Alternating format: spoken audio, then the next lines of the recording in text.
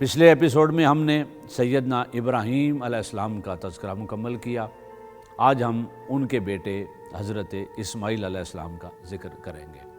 معزز ناظرین، انبیاء علیہ السلام کی تاریخ میں حضرت اسماعیل علیہ السلام کا بڑا بلند مقام و مرتبہ ہے، اور ان کا بلند مقام و مرتبہ ایک خاص وجہ اور سبب سے ہے، اور وہ ایک تو ابراہیم علیہ السلام کے بیٹے ہیں، اور دوسرے اپنے باپ کی طرح اللہ کی رضا پہ قربان ہونے والے ہیں، اور رب کی رضا پر اپنی جان نچھاور کرنا سیدنا اسماعیل علیہ السلام کی زندگی کا سب سے خوبصورت واقعہ ہے۔ آغاز کرتے ہیں سیدنا اسماعیل علیہ السلام کے تذکرے کا۔ تو انبیاء علیہ السلام کے تذکرے میں سے یہ خوبصورت تذکرہ آپ کی والدہ حضرت ہاجرہ علیہ السلام ہے، اور آپ کے والد گرامی سیدنا ابراہیم علیہ السلام۔ اللہ رب العزت نے حضرت ابراہیم علیہ السلام کو آپ کی شکل میں جو نعمت عطا کی، یہ عمر کے 85ویں سال کے بعد اللہ رب العزت نے حضرت ابراہیم علیہ السلام کو 85 سال کی عمر کے بعد اسماعیل علیہ السلام کی نعمت عطا فرمائی۔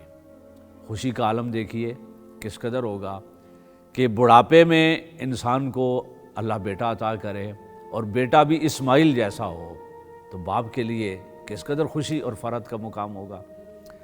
ابھی زندگی کا آغاز ہی ہوا ہے، بچپن ہی ہے، اور تھوڑی سی عمر ہے، اللہ رب العزت نے امتحان لے لیا، اور ابراہیم علیہ السلام کو حکم ہوا کہ اپنے بیٹے اسماعیل اور ان کی والدہ کو بے آب و گیا میدان مکہ میں چھوڑاؤ۔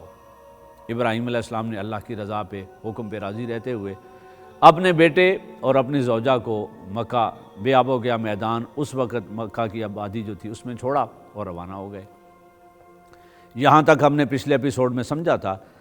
جب وہ روانہ ہوئے تو اب ابراہیم علیہ السلام کی زوجہ کے پاس جو کچھ کھانے پینے کا سامان تھا وہ ختم ہوا، پانی ختم ہو گیا۔ اب اسماعیل علیہ السلام آہستہ آہستہ پیاس کی شدت میں بلبلانے لگے، تڑپنے لگے۔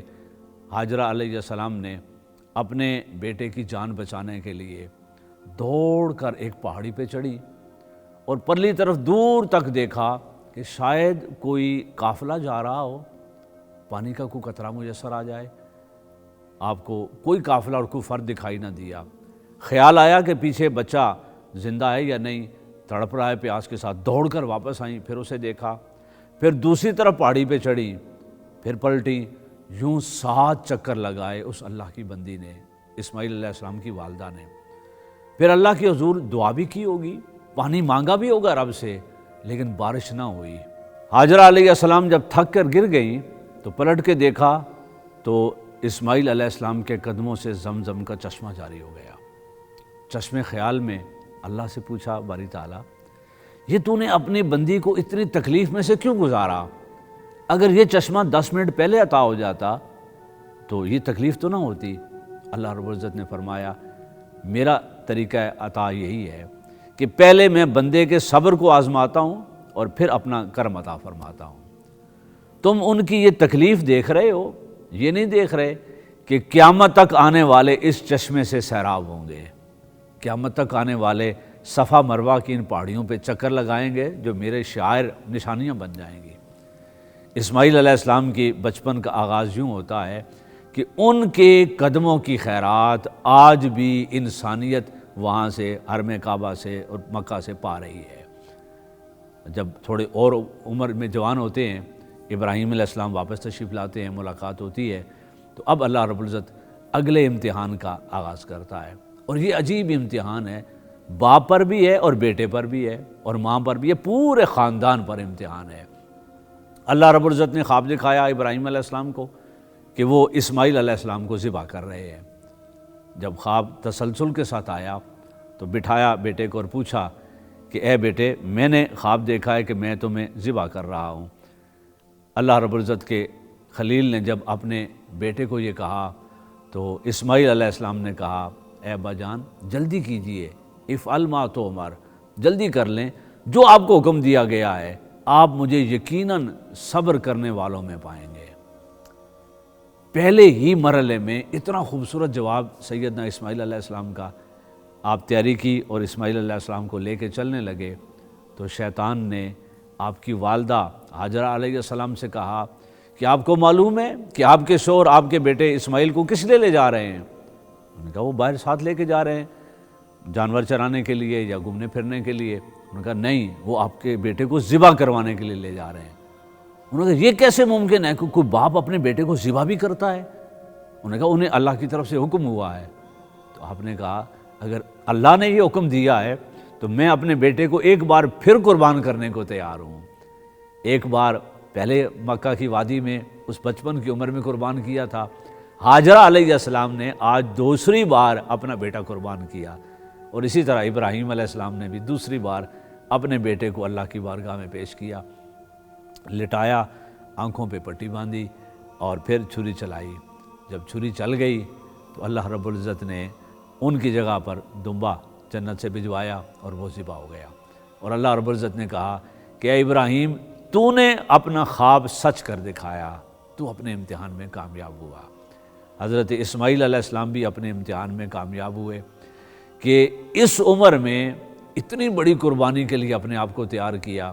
اگر کوئی اولاد اگر نصیحت لینا چاہے، رہنمائی لینا چاہے، تو اسوہ اسماعیلی اس کے لیے بہترین اسوہ ہے۔ اگر کوئی باپ قربانی کا منصب پہ بیٹھ کر اللہ کی رضا پہ سب کچھ قربان کرنا چاہتا ہے تو وہ سیدنا ابراہیم علیہ السلام کا اسوہ اس کے لیے نمونہ ہے۔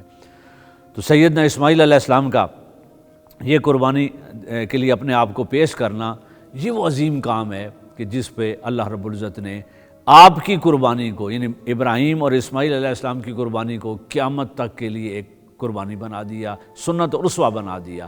اور آج ہم عید الاضحیٰ کے موقع پر اسی قربانی کی یاد مناتے ہیں۔ اس کے بعد سیدنا اسماعیل علیہ السلام کی اگر حیات اقدس میں اور ہم دیکھیں تو حضرت اسماعیل علیہ السلام اور ابراہیم علیہ السلام کے اس مکالمے سے میں والدین کو، اس معاشرے کے سارے افراد کو متوجہ کر رہا ہوں کہ ایک بہت بڑا مسئلہ آج انسانیت کا ہے کہ جنریشن جو گیپ ہے نا، اس جنریشن گیپ میں والد اور اولاد کے درمیان بڑا فاصلہ ڈیولپ ہو چکا ہے۔ اتنا فاصلہ ڈیولپ ہو چکا ہے کہ باپ کی سوچ اور ویژن اور ہے، آنے والی نسل کا سوچ اور ویژن اور ہے۔ یہ ایگزامپل ہے، ایکسٹریم ایگزامپل ہے ہمارے لیے کہ باپ اپنے بیٹے کی تربیت کیسے کرتا ہے، کہ وہ ایک بار صرف کلام کرتا ہے اور پوچھتا ہے کہ اللہ نے اس قربانی کی بات کی ہے، اور اسی لمحے ابراہیم علیہ السلام کے بیٹے اسماعیل اپنے آپ کو تیار کر لیتے ہیں۔ اتنی کمیونیکیشن کلیئر آپس میں، اتنی آپس میں مشاورت، اعتماد اور تربیت کہ والد ہو تو ابراہیم علیہ السلام جیسا کہ اپنے بیٹے کو اعتماد میں لے کر اس سے بات کرے کہ اللہ نے یہ اس کا حکم دیا ہے۔ مشاورت کرنا اپنی اولاد سے یہ سنت انبیاء ہے، اور تربیت ایسی کرنا کہ اولاد پھر آگے سے انکار نہ کرے۔ انکار تو بہت دور کی بات، اسماعیل علیہ السلام نے تو اتنا بھی نہیں پوچھا کہ ابا جان آج سے پہلے تو کسی نبی نے بیٹے ذبح نہیں کیے، یہ بھی نہیں پوچھا کہ ابا جان ٹھیک ہے میں قربان ہونے کو تیار ہوں، لیکن اس کا اجر اللہ تعالیٰ کیا دے گا، اس کا صلہ کیا ملے گا؟ اجر اور صلے سے بے نیاز ہو کر بیٹے نے ایک ہی جملے میں کہا ابا جان جلدی کریں، جو اللہ نے کہا ہے آپ کا اسماعیل قربان ہونے کو تیار ہے۔ تو یہ جو کمیونیکیشن گیپ یا جو جنریشن گیپ آج کے معاشرے میں ڈیولپ ہو چکا ہے، اس کا ایک ہی حل ہے کہ والدین اولاد کو مشاورت میں شریک کریں، والدین اولاد کو عزت دیں۔ آقا علیہ الصلوۃ والسلام نے فرمایا اکرموا اولادکم، اپنی اولادوں کو عزت دو، انہیں اپنے ساتھ شریک کریں گے، انہیں اپنا ویژن بتائیں گے، اپنی سوچ بتائیں گے، اور اگر آپ چاہتے ہیں کہ وہ آپ کے بعد آپ کے نقش قدم پہ چل کر اسی مقام پر پہنچیں تو ویژن بتائیں گے، سمجھائیں گے، اعتماد اور پیار دیں گے، تو کل آپ کی اولادیں بھی اسماعیل علیہ السلام کے نقش قدم پہ چل سکیں گی۔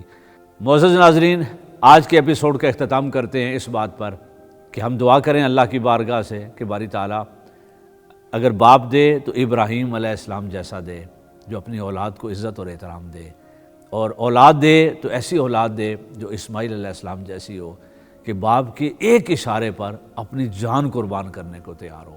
اپنا خیال رکھیے گا، ملاقات ہوتی ہے اگلے ایپیسوڈ میں۔ السلام علیکم ورحمۃ اللہ وبرکاتہ۔